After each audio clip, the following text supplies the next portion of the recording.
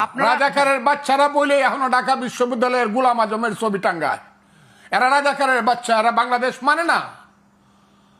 যারা নিজামীর ছবি, গোলাম আজমের ছবি ওখানে টাঙ্গায়, যারা এরা বাংলাদেশ মানে না। এদের ভিতরে হলো পাকিস্তান। এটা এনসিপি তো টাঙ্গায় না, এটা হচ্ছে ছাত্র শিবিরের কাজ। ওহো, ছাত্র শিবিরই তো বলতেছি আমি।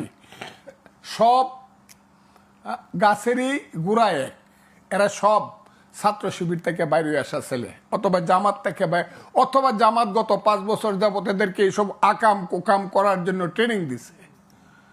এরা সব এক, এদের গুড়াটা এক। এখন এনসিপি হইতে পারে, তারা এবি পার্টি হইতে পারে, অন্য পার্টি হইতে পারে, বৈষম্য বিরোধী ছাত্র, কিন্তু এদের গুড়াটাও এক। হ্যাঁ, এরা ইয়াজিদের বংশ। বাংলাদেশের রাজনীতি এরা হলো ইয়াজিদের বংশ। এরা ইসলাম মানে না, এরা উমাইয়া, এরা হাশেমি বংশকে ধ্বংস করতে চায়।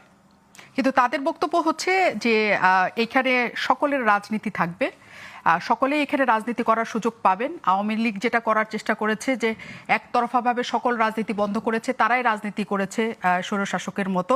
কাজে সকলের অন্তর্ভুক্তিমূলক রাজনীতি চায় তারা। সেখানে জামাত শিবিরের রাজনীতিও যেমন থাকবে, এনসিপির রাজনীতিও থাকবে। মিথ্যাবাদী। এটা তো আমি প্রথম বলছি 10 মাস আগে, যে জামাত যদি মনে করে যে সরিয়ে আইন চলবে, ইলেকশনে আসেন। এনসিপি বা ছেলেরা যদি মনে করে যে তারা দেশ চালাবে, আমার কোনো আপত্তি নেই, আমার ছেলেরা তারা ইলেকশনে আসেন। কিন্তু গত 10 মাসে তারা করতেছে কি? গত 10 মাসে তাদের একমাত্র আক্রমণটা কোথায়? যে 47 আর 24 হইল আসল মুক্তিযুদ্ধ, আর 71 হইল ভাইয়ে ভাইয়ে ঝগড়া, এবং বিদেশে একটা দেশ চক্রান্ত করিয়া 71 করছে।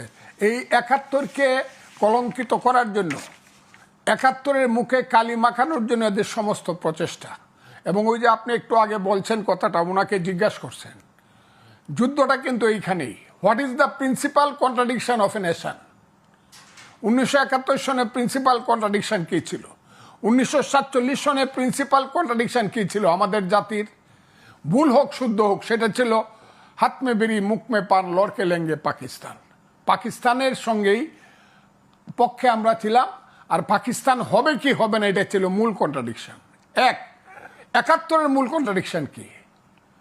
71-এর মূল কন্ট্রাডিকশন ছিল মুক্তিযুদ্ধ সঠিক না বেঠিক, পাকিস্তানি থেকে যাবে না মুক্তিযুদ্ধ করে বাঙালি জাতির একটা 1000 বছর পরে বাঙালি জাতির একটা জাতিরাষ্ট্র হবে। সেই 71-এর যে যুদ্ধটা, এটা সাধারণ যুদ্ধ না, 5ই আগস্টের যুদ্ধ না। কোথায় আপনি হিমালয় পর্বতের সঙ্গে আপনি টিলাকে দিয়ে কম্পিটিশন করাতে চান? এরপরে আপনাকে বলতে হবে আপনি সৎ চিন্তা করেন। আপনি তো অসৎ চিন্তা করেন।